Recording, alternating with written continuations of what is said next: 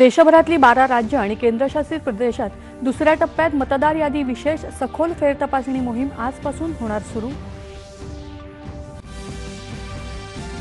4 November ते 4 डिसेंबर दरम्यान घरोघरी होणार मतदार नोंदणी। 9 डिसेंबरपासून आक्षेप नोंदवण्यासाठी महिन्याभराचा कालावधी, आयुक्तांची माहिती। पंतप्रधान नरेंद्र मोदी उद्या मुंबई दौऱ्यावर। इंडिया मेरीटाईम वीकमध्ये सागरी क्षेत्रातल्या धुरीणांना करणार संबोधित। मुख्य कार्यकारी अधिकारी मंचाचं अध्यक्षस्थानही भूषवणार।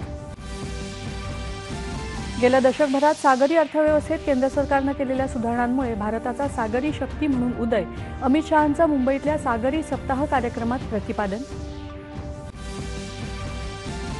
नील अर्थव्यवस्थेला बळकटी देण्यासाठी मुंबईत माझगाव डॉकमध्ये खोल समुद्रात मासेमारी करणाऱ्या अत्याधुनिक नौकांचं अमित शहा यांच्या हस्ते लाभार्थ्यांना वितरण।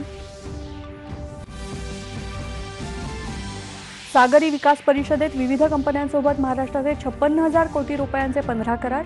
नील अर्थव्यवस्थेत महाराष्ट्राचं मोठं योगदान असेल, मुख्यमंत्र्यांची ग्वाही।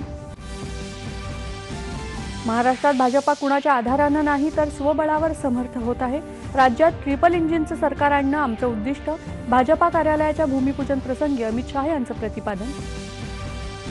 देशातल्या इलेक्ट्रॉनिक्स उत्पादन कार्यक्षेत्राला मोठी चालना देण्यासाठी इलेक्ट्रॉनिक्स घटक उत्पादन योजनेअंतर्गत 5,532 कोटी खर्चाच्या पहिल्या 7 प्रकल्पांना केंद्र सरकारची मान्यता। महाराष्ट्रासह 4 राज्यांसाठी 15,000 कोटींची विक्रमी खरेदी योजनेच्या केंद्रीय कृषी मंत्र्यांची घोषणा। सोयाबीन, मूग, उडीद आणि तुरीच्या खरेदीला मंजुरी, शेतकऱ्यांना थेट लाभ। कार्तिकी एकादशीसाठी राज्य परिवहन मंडळ 1150 अतिरिक्त गाड्या सोडणार।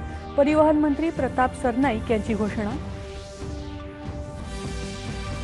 आणि मालवणी भाषेला मराठी रंगभूमीवर वेगळी ओळख देऊन साता समुद्रापार पोहोचवणारे ज्येष्ठ नाटककार गंगाराम गवाणकर यांचं मुंबईमध्ये निधन।